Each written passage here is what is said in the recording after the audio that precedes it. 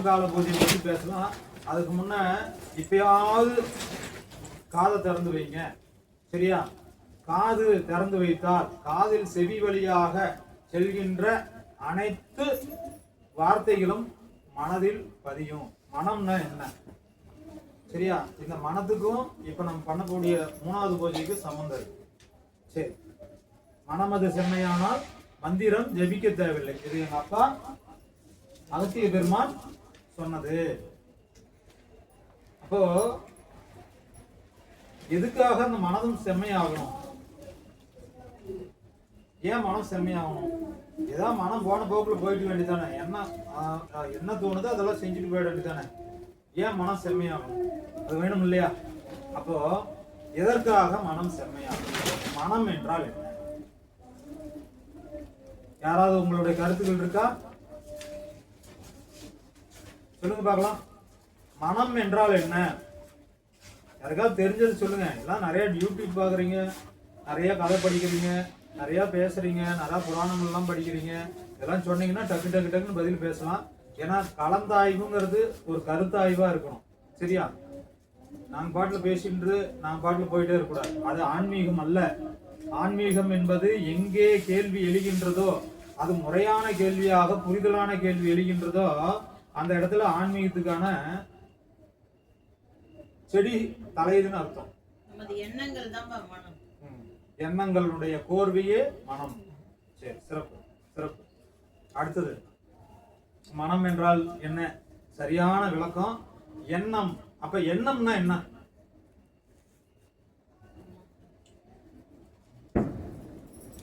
வாங்க வரி. எண்ணம் என்றால் என்ன? மனம்னா எண்ணம். எண்ணம் என்றால் என்ன? நினைக்கிறது. அப்போ உங்க வார்த்தைக்கே வருவோம். எதெல்லாம் நினைப்பீங்க? சினிமா, டிவி, யூடியூப்பு, செல்போனு, அப்புறம் கெட்ட எண்ணங்கள் எல்லாமே. அப்புறம் அவங்களுக்கு தெரிஞ்சு சொல்லுங்க பார்க்கலாம். குடும்பம், பிள்ளைங்க, குட்டி, குடி வட்டாரம், அடுத்தவங்க வாழ்க்கை, அடுத்தவங்க குடும்பம், இதெல்லாம் தான் பார்க்குறோம். என்னைக்கு நீங்க உங்களையே பார்த்துருக்கிறீங்க? எப்ப நீங்க பார்த்துருக்கீங்க? வெற்றி வரும்போது நான், வெற்றி வரும்போது நான், தோல்வி அடையும் போது மற்றவர்கள். இறைவனுக்கு கண்ணே இல்லையா? காதே இல்லையா? மூக்கே இல்லையா? வாயே இல்லையா? அவரெல்லாம் மனுஷனா? இறைவனா? அவர் கல்லு, இப்படி சொல்றமா இல்லையா? அப்போ இவர் கல்லா? கல்லா இல்ல. அப்ப இதுக்குள்ள என்ன இருக்கு? உணர்வு இருக்கு. அப்போ அதுதான் வந்தோம். மனம் என்பது எண்ணத்தினுடைய கோர்வை, எண்ணம் என்பது உணர்வனுடைய கோரிக்கை. அப்ப நீங்க எல்லாம் சொன்னீங்க, என்ன சொன்னீங்க? நினைவு அப்படின்னீங்க. நினைவு அல்ல, நினைவு மறதி உட்பட்டது. மறதி உட்பட்டது எப்படின்னா, நினைவு இருந்தால் எண்ணம் மாறக்கூடாது இல்லையா? மாறக்கூடாது இல்லையா? அப்ப நினைவு அல்ல. என்ன நம்ம சொன்னோம்? உணர்வு. எதெல்லாம் நம்ம உணர்றோம்? இதெல்லாம் நல்லதுன்னு நாம் நினைக்கிறோம், அதனால எண்ணங்கள் அப்படியா இருக்கு. எதெல்லாம் தவறுன்னு நினைக்கிறோமோ அதெல்லாம் எப்படி நினைக்கிறோம்? தவறா தெரியுது. அப்போ அந்த அந்த உணர்வு தான் நினைவாக மாற்று. நினைவானது எண்ணமாக மாறி, எண்ணங்கள் செயல்களாக ஏறி, செயல்கள் கர்மவாக வினை. அப்ப கர்ம வினை மாறணும். சரியா? அப்போ மனம் செம்மையாகும். அப்ப மனம் செம்மையாகணும் என்ன ஆகணும்? கர்ம வினை மாயணும். கர்ம வினை என்ன? நாம் செய்த செயலுக்கான வினை. கர்ம வினைனா நாம் செய்த செயலுக்கான பரிசு. வினைங்கிறத விட பரிசு. அந்த பரிசு நாம செய்ததுனாலதான் நமக்கு கிடைக்கும். இறைவன் என்ன கொடுத்திருக்கார்? எல்லாத்தையும் கொடுத்துட்டார் நம்ம கையில. நல்லதையும் கொடுத்துட்டார், கெட்டதையும் கொடுத்துட்டார். நாம என்ன பண்ணிட்டு இருக்கோம்? நல்லதை விட்டுட்டு கெட்டதை தூக்கிட்டு அலையிறோம். அந்த அலையிறதுனாலதான் நமக்கு எதிர்வினையாக செயல்படுகின்றது. இதை மாற்ற வேண்டும். அப்போ இந்த மகா சிவராத்திரியில நாங்க ஏற்கனவே சொன்ன விஷயம்தான், நீங்க சிவநாமத்தையும் இறைநாமத்தையும் பரிபூரணமாக உள்வாங்கினால் அந்த எண்ணமானது மாற்றப்படும். இப்ப சொன்னது புரியுதா? மனம் மாற்ற வேண்டும். அப்ப எப்படி மாறணும்? நம்ம எண்ணத்தை மாத்தணும். அதை மாத்தணுமா அப்படிங்கிறது உங்க கையிலே விட்டுரும். சரியா? ரெண்டாவது விஷயம், இந்த மகா சிவராத்திரியில முத கால பூஜையில படிகள் லிங்கத்தை வச்சு பிரம்மன் வழிபட்டதுனால நாம சொன்னோம். இரண்டாவது கால பூஜையில விஷ்ணுவை பத்தி சொன்னோமோ அப்படியோ, ஆனா அவர் கும்பிட்ட லிங்கத்தை பத்தி நம்ம சொன்னோமா? சொல்லல. ஏன் நீங்க கேப்பீங்களான்னு கேட்டோம், பார்த்தோம், யாருமே கேட்கல. அப்போ புரிதல் அங்க இல்லை. அப்போ இரண்டாம் கால பூஜையில பண்ணது அவருக்கு கொடுத்த லிங்கம் எதுன்னா தங்கம், சொர்ணத்தினால் செய்த லிங்கம். ஆனா அந்த சொர்ணத்தினால செய்த லிங்கம் இங்க வைக்க முடியுமா? வைக்க முடியுமா? அதனால பஞ்ச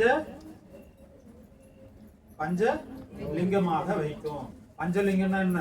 பஞ்சத்துக்காக இருக்கிற லிங்கம் இல்ல. சரியா? பஞ்ச உலோகங்களால் செய்த பஞ்சலோக லிங்கம். சரியா? அந்த லிங்கத்துலதான் இப்ப பூஜை செய்யணும். அதுல நாகாபரணம் ஒண்ணு இருக்கு. நாகாபரணம் ஒண்ணு இருக்கு. அந்த நாகாபரணம் எங்கெங்கெல்லாம் இருந்தது அப்படின்னா, சிவனுடைய தந்தை சிவனுடைய கழுத்தில் இருக்கு. அது கழுத்தில் இருக்கிறதுக்கு காரணம் என்ன தெரியுமா? தெரியாது. வாசுதேவனுடைய மகாவிஷ்ணுடைய படுக்கையா இந்த நாகம் இருந்தது இல்லையா? அப்போ அவருகிட்ட படுத்திருக்குது, படுக்கையா இருக்கு, இது கழுத்துல இருக்குது. சரியா? வாசிகி பாம்பு. சரி, அவர் கழுத்துல இருக்கு. அந்த அவரு பாதத்துல படுத்திருக்கிற பாதத்துக்கு பேரு வாசிகி. சிவனுடைய கழுத்துல இருக்கிற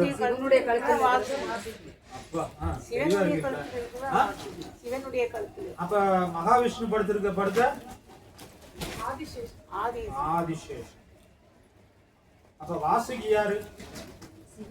வாசுகி பாம்பு வந்து அமிர்தம் கடையும் போது.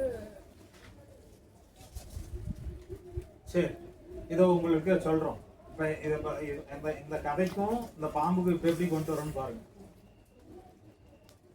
மகாவிஷ்ணு போன தடவை சொன்னோம், மகாவிஷ்ணு அமிர்தத்தை உண்டார் சொன்னோமா?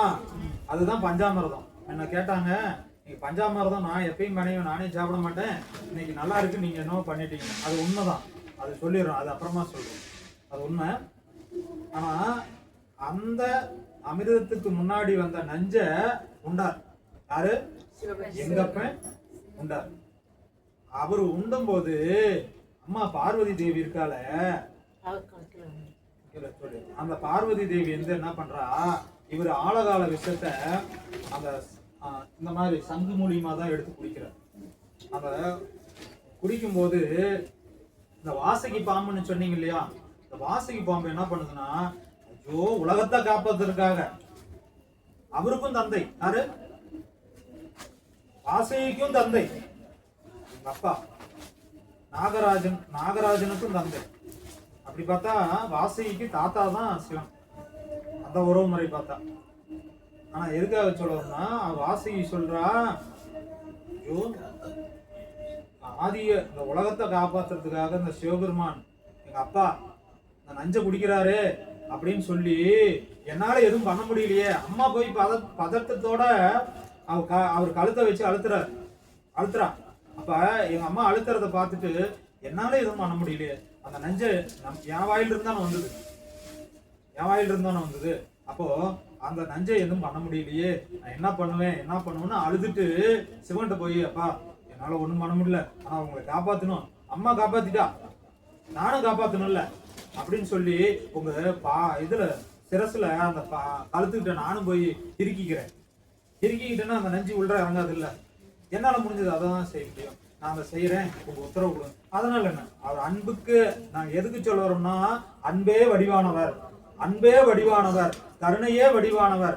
எவ்வளோ பெரிய தீவினையா இருந்தாலும் அந்த தீவினைய தான் உட்கொண்டு, நஞ்சுகளை உட்கொண்டு அமிர்தத்தை வெளியில கொடுத்துட்டு அதுக்கு காரணமானவரையும் ஆசீர்வாதம் பண்ணி அவரை ஏத்துக்கிற மனப்பக்குவம் இருக்குதே, வேற யாருக்காவது இருக்கா? தசாவதார மூர்த்திக்கு இருக்குதா? மகாவிஷ்ணு போர்க்களத்துல போய் அசுரர்களை மாய்த்தார். சரியா? இவர் எங்கேயாவது மாய்த்தாரா? ஆட்கொண்டார். ஏதை சொல்லுவார்னா, ஆட்கொண்டு அனுகிரகம் செய்யக்கூடிய ஒரே மூர்த்தி, மும்மூர்த்திகளும் தொழக்கூடிய ஆதிமூர்த்தியான அந்த அம்மையப்பராக இருக்கக்கூடிய ஆதிசிவனாருக்கு ஒரே ராத்திரி. அது என்ன ராத்திரி? சிவராத்திரி. சரியா? எங்க அம்மா இருக்கால, தண்டனக்கான ஆடுவா, எங்க முட்டைக்கண்ணி சிவா, நாங்க தான் சொல்லுவோம், நீங்களாம் சொல்லக்கூடாது. அந்த அம்மா இருக்கால, அவ ஆடுவா. அவளுக்கு எத்தனை ராத்திரி? 9 ராத்திரி. நவராத்திரி. அப்ப 9 ராத்திரிக்கும் இந்த ஒரு ராத்திரி மகாராத்திரி. அந்த மகாராத்திரியில எங்க அம்மா அந்த நஞ்ச இந்த இடத்துல வந்து தொண்டைக்குழியில அந்த நஞ்சை வச்சு அழுத்தினதுனாலதான் நாம ருத்ராட்ச மாலைய இந்த விசுத்தி, இந்த பகுதி விசுத்தி, இந்த பகுதி விசுத்தி. மறுபடியும் குண்டலிக்கு வந்துட்டோம். சரியா? இதுல என்ன சொன்னோம்? மூலாதாரம், இரண்டாவது சுவாதிஷ்டானம், அடுத்தது மணிப்பூரகம், அடுத்தது அநாதகம், அதுக்கு அடுத்தது விசுத்தி. இந்த விசுத்தி பாகத்துல அம்பாள் இருக்கா? உங்களுக்கு எல்லாம் ஒரு ஆண் இல்ல பெண் இல்ல எல்லார் உடம்புலயும் ஒரு லிங்கம் இருக்கு. தெரியுமா? தெரியுமா? எங்க இருக்குது? யாருக்கும் தெரியுமா? சிறுநாக்குன்னு கேள்விப்படுவோம். தெரியுமா? சிறுநாக்கினுடைய உள்ள இருக்க பகுதி லிங்க வடிவானது. அது கண்ணுக்கு தெரியாது. ஆனா நம்ம இயக்கிட்டு இருக்க அந்த பேச்சு, வார்த்தை, குரல்கள் எல்லாம் வர்றது, உணவுகளை பிரித்து அனுப்புது. நீங்க இந்த இடத்துல 2 ஓட்டை இருக்கு. அதுல ஒரு ஓட்டையில உணவு போகணும், இன்னொரு ஓட்டையில காற்று வரணும். அந்த காற்று வர்ற ஓட்டையில உணவு போச்சுன்னா என்னாச்சு? உயிர் போச்சு. சரியா? ஆனா அதை சரியா செய்யறாரு இல்லையா? அதை சரியா செய்ய வைக்கிறாரு இல்லையா? அதுதான் சிவம், அதுதான் சிவம். நீங்க எல்லாரும் என்ன நினைக்கிறீங்க? நாங்க அதை தான் சொல்லிட்டு இருக்கோம். நம்ம இயக்குவது சிவம். அப்போ அந்த தொண்டைக்குழியில அந்த ஓட்டை மாறிட்டு இல்ல வேற எந்த தெய்வமாவது அந்த வடிவுல இருந்ததுன்னா என்ன ஆகும்? இல்ல, இவர் தான் நம்ம கூட இருக்கிறார். பிறப்பிலையும் இருக்கிறார், இறப்பிலையும் இருக்கிறார். ஒரே தெய்வம், மகா தெய்வம் சிவமா. மற்ற தெய்வம் எல்லாம் அந்தந்த பணிகளாக ஹிருதயமாக. மகாபாரதத்துல கிருஷ்ண பரமாத்மா அர்ஜுன பெருமான் கிட்ட சொல்றார், அர்ஜுனன் கிட்ட சொல்றாரு, நான் ஹிருதயமாக இருக்கின்றேன். ஹிருதயம்னா என்ன? இதயம். சரியா? அந்த இதயமாக இருக்கின்றேன். இதயம் துடிக்கும், அதுக்கு அர்த்தமாக தான் துடிக்கும். சரியா? மூளை சொன்னாதான் இதயம் துடிக்கும். உண்மையா இல்லையா? மூளை எது? மண்டல் இல்ல, மண்டக்குள்ள இருக்கிற மூளை. சிறுமூளை, பெருமூளை, அதுதான் அர்த்தநாரி தத்துவம். அதுல இருக்கக்கூடிய பிட்யூட்ரி, அதுல ஏற்படக்கூடிய அந்த நாளத்தில் ஏற்படக்கூடிய சுரபிதான் பிட்யூட்ரி. அதுதான் நெற்றிக்கண்ணாக திறக்கின்றது. அப்படிப்பட்ட அந்த சக்தியே, அதனாலதான் ஆதி சிவமாகவும் ஆதி சக்தியாகும். என்னைக்காவது ஆதி பெருமாள், ஆதி லட்சுமி, ஆதி முருகன், ஆதி விநாயகர் யாரு எந்த தெய்வத்தையா சொல்றோமா? ஆதி என்றால் பிறப்பற்றது, ஆதி என்றால் இறப்பற்றது, ஆதி என்றால் அனாதையானது. இந்த மூன்றையும் உள்ளடக்கியதுதான் சிவ தத்துவம், சக்தி தத்துவம். சரியா? அப்படி இந்த மகா தேவரை வணங்குறதுக்கு காரணம் என்னன்னா, அந்த நஞ்சுண்ட வாசைக்கு எப்படி அனுகிரகம் பண்றாரோ அதே மாதிரி நமக்கும் அனுகிரகம் பண்ணணும்னா ஒரு இரவாவது உறங்காமல், ஊன் உண்ணாமல், உயிர் உண்ணாமல். நல்லா புரிஞ்சுக்கோ. ஊன் உண்ணாமல் அப்படின்னா ஊன் என்ன? ஊன் என்ன? சாப்பாடு இல்ல, சாப்பாடு இல்ல, அசைவம் கிடையாது, அது புலால். ஊன் உண்ணாமல், ஊன் என்ன? ஊன் உடம்பு. ஊன் என்பது நம்மில் இருக்கக்கூடிய சக்தி, அதுதான் ஊன். உடம்புல ஊனே இல்லப்பா அப்படின்னு சொல்றோம்ல, அது எது? சக்தி, பலம். அது உண்ணாமல், பலம் உண்ணாமல் நீங்க செய்யற அந்த உண்ணாவிரதம்லாம் இது இல்லை. ஊன் உண்ணாமல். இப்ப உங்கள்ட்ட ஒரு விளக்கத்தை சொல்றோம், வாசிக்காதீங்க யாரும். சரியா? உங்களை விட நீங்க செய்யற வேலைகளை விட அதிகமான வேலையை செய்து நேற்று இன்னைக்கு மணி 12:45 ஆயிடுச்சு. அப்ப முந்தா நாள் காலையில எடுத்துக்கிட்ட உணவு இன்னைக்கு காலையில தான் உணவு எடுத்துக்க போறோம். இப்ப 3 நாள், நல்லா புரிஞ்சுக்கணும். 3 நாள் பெருமைக்கு சொல்லல. எங்க அப்பா அந்த ஊன் உண்ணாமல்னு சொல்றதுக்கு நான் விளக்கம் சொல்றோம். அந்த ஊன் உண்ணாமல்னா உங்களோட எனர்ஜியா இருந்து இத்தனை வேலைகளும் செய்து இவ்வளவு நேரம் பேசி அர்ச்சனை பண்ணி ஆராதனை பண்ணி யாக பூஜை பண்ணி இதெல்லாம் யார் கொடுக்குறா? ஊன் உண்ணாததுனால கொடுக்கிறார். உயிர் உண்ணாததுனால கொடுக்கிறார். ஊன் என்பது நம்ம இருக்கக்கூடிய ஆற்றலை எரிக்காமல் இருப்பது. ஆனா நீங்களாம் கோவப்பட்டு இருக்கிறீங்க. கோவப்பட்டா அந்த ஊன் எரிக்கப்படும். ஆத்திரப்பட்டா அந்த ஊன் எரிக்கப்படும். மன வருத்தப்பட்டா அந்த ஊன் எரிக்கப்படும். அதுதான் கலோரி. அறிவியல் பூர்வமா சொன்னா கலோரி குறைஞ்சு போச்சு, சத்து குறைஞ்சு போச்சு சொல்றோம்ல. அந்த சத்து எது? சத்துன்னா என்ன? ஆற்றல். அதுதான் ஊன் உண்ணாமல், உயிர் உண்ணாமல் இருப்பதுதான் உண்ணாவிரதம். உயிர் எப்படி உண்ணும் தெரியாது இல்லையா? உயிர் உண்ணுதுன்னா நீங்களே ஆசுவாசப்படுத்திக்காம அதை பதைத்தல் என்னன்னா, நான் இப்படித்தான் இருப்பேன், எதற்காக அது இருக்குங்கிறது முதல்ல தெரிஞ்சுக்கணும். எதற்காக வழிபாடுங்கிறது தெரிஞ்சுக்கணும். எதற்காக அந்த புரிதல்னு தெரிஞ்சுக்கணும். எதற்காக உண்ணாவிரதங்கிறது தெரிஞ்சுக்கணும். உண்ணாவிரதம், விரதம். அதுக்கு பேர் விரதம்னா என்ன? விரதம்னா உண்ணாவிரதம் தான். சாப்பிடாம இருந்தா விரதம். அப்புறம் சொல்லுங்க பாபு. உண்ணாவிரதம் தானே. அப்புறம் நாங்களாம் தண்ணி குடிச்சோம், டீ குடிச்சோம்ல, அப்ப அதுக்கு பேர் உண்ணாவிரதமா? அப்போ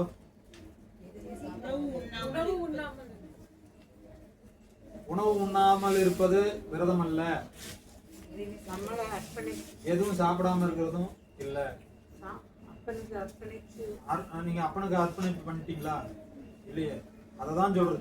ஊன் உண்ணாமல், உயிர் உண்ணாமல் அப்படின்னா, உயிர் என்பது நம் அசையக்கூடிய மனதை ஒருங்கிணைப்பது. மனம் அசையாமல் இருப்பதுதான் உயிர். சரியா? அது அசையாம இருக்கணும். நீங்க எல்லாம் என்ன பண்றீங்க? சிந்தனையை சிதற விடுறீங்களா இல்லையா? சரி, இப்போ ஒரு விஷயம் சொல்றோம். இவ்வளவு நேரம் பூஜை பண்றதுக்கு, இவ்வளவு நேரம் உட்கார்ந்து இருந்து இத்தனை வேலைகள் பண்றதுக்கு ஆற்றல் எங்க இருந்து வருது? இறைவன் கொடுக்கின்றார். இறைவன் எங்க கொடுக்கிறார்? இங்க இருந்து கொடுக்கிறார். இங்க இருந்து செயல்படுத்துறார். இங்க இருந்து பேசுறார். இங்க இருந்து கேட்டுட்டு இருக்கார். நீங்களாம் சிவன் தான், நீங்களாம் சக்தி தான். ஆனால் அது என்றைக்கு நீங்க உணர்றீங்களோ அன்னைக்குதான் அது சிவமாகவும் சக்தியாகவும் இருக்கும். அது வரைக்கும் நீங்களா தான் இருப்பீங்க. உங்க பேர் என்ன? பேர் என்ன சாமி? இது உடலுக்கா உயிருக்கா? உயிருக்கா? சிறப்பு. உடலுக்கு. அப்ப இதுல தடுமாற்றம் வருதா? அப்ப ஏன்னா இன்னும் பக்குவப்படாமல் உயிர் ஊன் உண்ணி நாம சார் உண்ணி ஆயிரும். அவ்வளவுதான். அப்ப நீ யாரையாவது சார்ந்துதான் இருக்கு. அப்ப இது மாயை சார்ந்து இருக்கிற. அந்த மாயை அழிக்கணும். அதைத்தான் சுத்தி சொல்ல வரோம். அந்த மாயை என்பது மாயவனான மகாவிஷ்ணுவையும் முன்னையே சொன்னோம். நல்லா புரிஞ்சிருந்தா இந்த ஒவ்வொரு வார்த்தைக்கும் விளக்கத்தை சொல்லிட்டு இருக்கலாம். ஆனா மாயவன் போன தடவை சொன்னோம். அடுத்தது பண்ணும்போது மகாசக்தி பத்தி பேசலாம், மகாதேவி பத்தி பேசலாம். அதுக்கும் இதுக்கும் இருக்கு அப்படின்னு சொன்னோம். மாயவன். ஆனால் மாயவி அப்படின்னு ஒருத்தி இருக்கா. அவ பேர் என்ன தெரியுமா? மாயவி யாருன்னு தெரியுமா? மகாசக்தி. சரியா? நாராயணன் என்பது ஆணை குறிக்கும், நாராயணி என்பது பெண்ணை குறிக்கும். வைஷ்ணவத்துல நாராயணம்னு ஒண்ணு, நாராயணின்னு ஒண்ணு இருப்பாங்க. நாராயணிங்கிறது வேற ஒண்ணும் இல்ல, மகாசக்தி தான் குறிக்குது. அப்ப ஆணாக இருந்தால் நாராயணன், பெண்ணாக இருந்தால் நாராயணி. பெருமாளை மகாவிஷ்ணுவை பெருமாள்னு தான் சொல்லியிருக்கோம் இல்லையோ, பெருமான்னு சொல்ல. நாங்க அதுக்குதான் உங்கள்ட்ட ஒவ்வொரு வார்த்தையும் பேசும்போதெல்லாம் உற்று கவனிங்க. எங்க அப்பாவை அகத்திய பெருமான்னு சொன்னோம், சிவா பெருமான்னு சொன்னோம், முருகப்பெருமான்னு சொன்னோம், விநாயக பெருமான்னு சொன்னோம், இவங்களாம் நந்தி பெருமான்னு சொன்னோம், இவங்களெல்லாம் பெருமான்னு சொன்னோம். பெருமாளை மட்டும் பெருமாள்னு சொல்றோம். ஆண்பாளா பெண்பாளா? பெருமாள் எப்படி ஆண்பால் ஆகும்? பெண்பால். அப்போ சக்தியும் சிவமும் ஒன்றிணைவது போல சக்தியும் பெருமாளும் ஒன்றே. புரிஞ்சுதா? ஆணாக திரிந்ததனால் தயிராக திரிந்ததனால், நல்லா புரிஞ்சுக்கங்க, அதுக்கு விளக்கம் சொல்றோம். தயிரா தெரிஞ்சதுனால பெருமாளானா, மோரா தெரிஞ்சதுனால இவ சக்தியானா. ரெண்டு பேரும் கூட பிறந்தாங்களா? மாயவன் தங்கைன்னு பாட்டு வருதா? மாயவன் தங்கை யாரு? பராசக்தி. எப்படி தங்கச்சி ஆனா? எப்படி தங்கச்சி ஆனா? இல்ல, இந்த உலக தாற்பயத்துல உள்ள இருந்த சித்தர்கள் சொன்ன மறைமுக சத்துவம் தான் இது, வேற ஒண்ணும் இல்லை. மாயவம் என்றால் பெருமாளை குறிக்கும், மாயவி என்றால் அம்பாளை குறிக்கும். சரியா? அப்ப நாராயணன் ஆண்பால் விகுதியாகவும் நாராயணி பெண்பால் விகுதியாகவும் தெரிஞ்சதுனால தயிரும் மோர் ஒண்ணுதான்.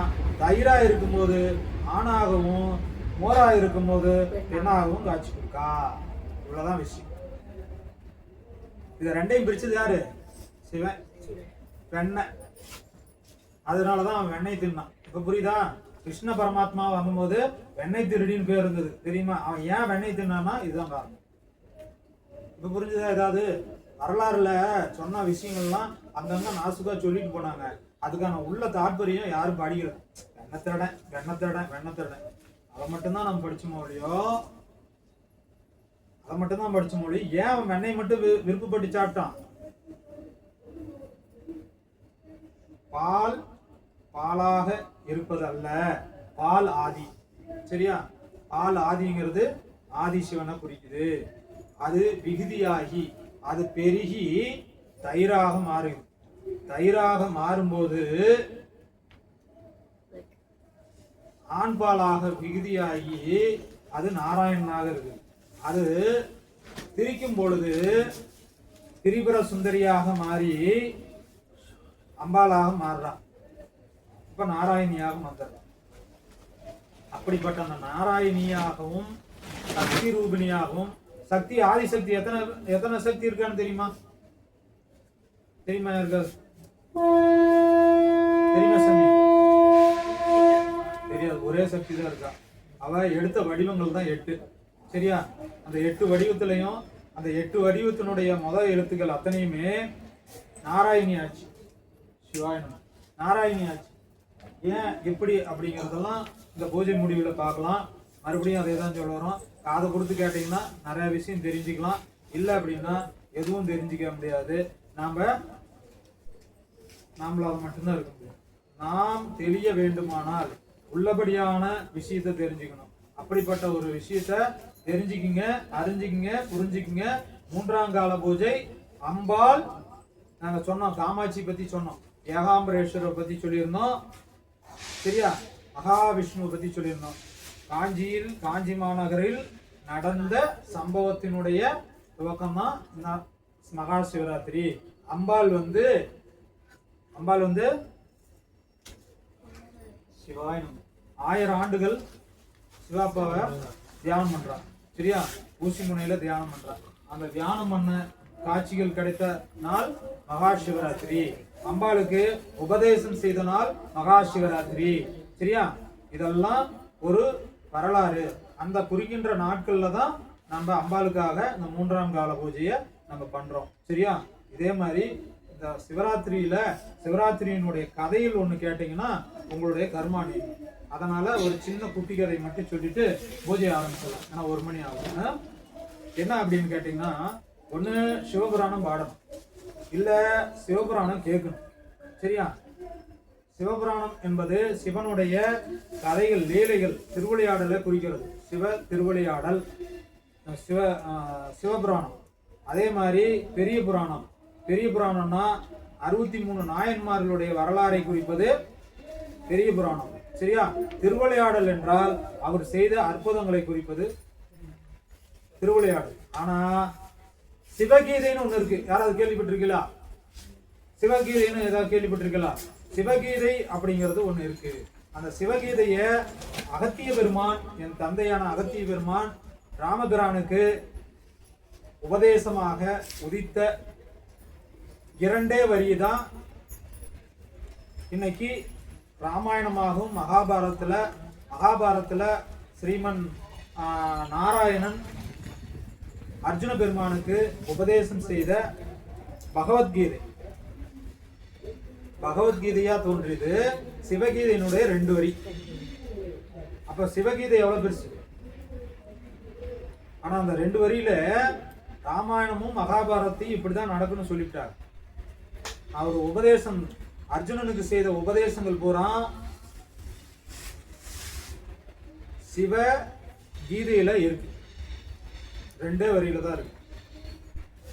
சரியா? அப்படிப்பட்ட தத்துவங்கள்லாம் இருக்கு. அந்த சிவகீதையை கேட்பது என்றால் நீங்கள் பல கோடி ஜென்மங்கள் புண்ணியம் செய்திருக்கலாம். சரியா?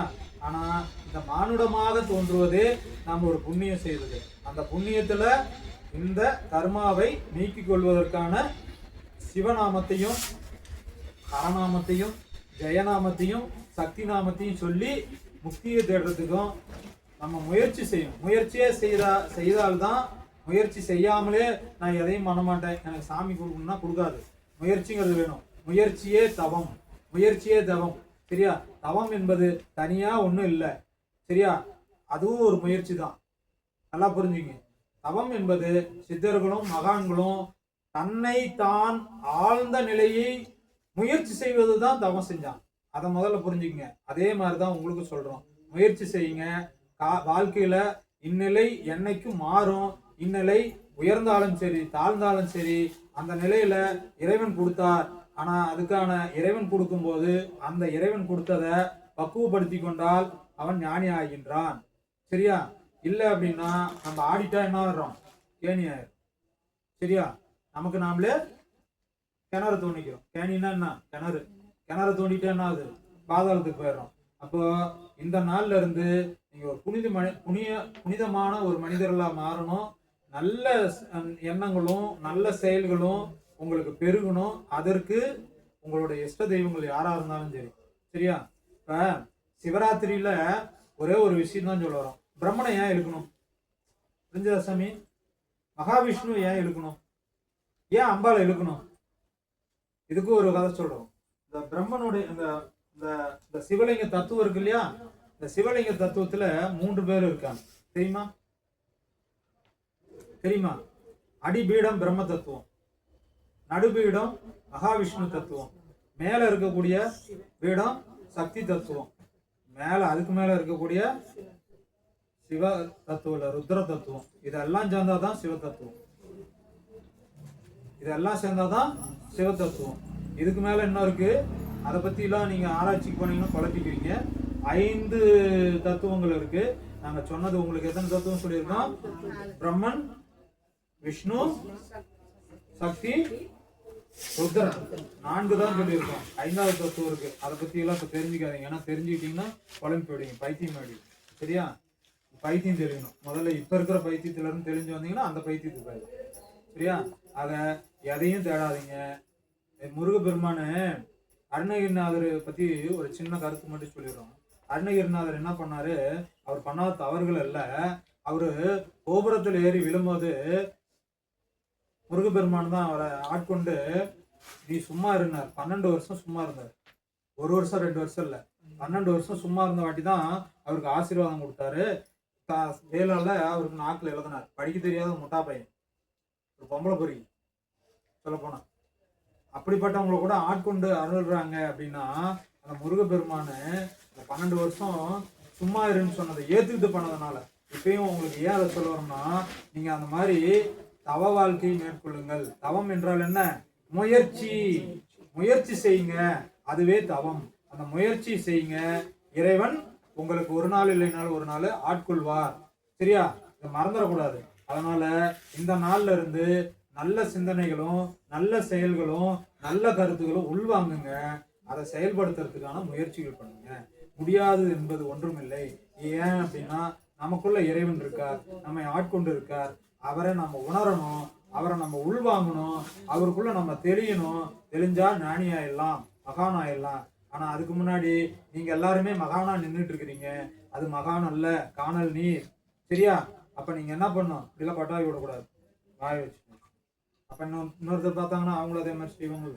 அதான் நம்மளுக்கு எது ஒண்ணு பிடிக்கலையோ, எது நமக்கு சரி வரலைன்னு தோணுதோ அதை மற்றவங்களுக்கு செய்யாதீங்க. இந்த நாள்ல இருந்து அதை எடுத்துங்க. சரியா? இது நல்ல எண்ணத்துக்கான முயற்சி. அதை செய்யுங்க.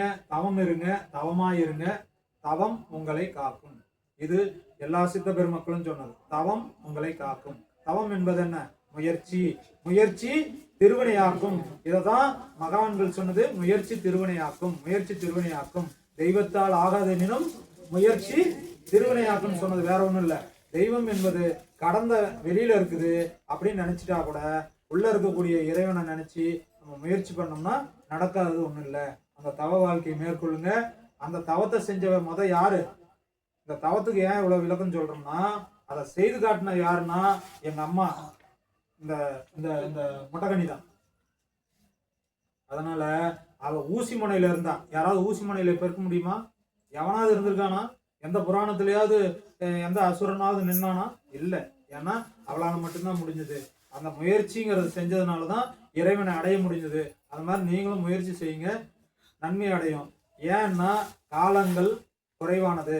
அதையும் உங்களுக்கு சுருக்கமா சொல்லிடுறோம். 100 வருஷம் ஒரு மனிதன் வாழ்றான் அப்படின்னா, ஒரு வருஷத்துக்கு 365 நாள்னா 100 வருஷத்துக்கு எத்தனை நாட்கள் ஆகுது? 3650 நாட்கள் தான் வருது. இந்த 3550 நாட்கள்லயும் நம்ம சாப்பிட்றதுக்கும், தூங்குறதுக்கும், படிக்கிறதுக்கும், எல்லாத்துக்கும் அரட்டை அடிக்கிறதுக்கும், சினிமா பார்க்கறதுக்கும் இதுல எத்தனை நாள் போய்க்கிறோம்? 70-80% போய்க்கிறோம். மீதி இருக்கக்கூடிய 1000 நாள்ல 2000 நாள்லயோ தான் வாழ்றோம். அது நமக்காக இருக்கட்டும்.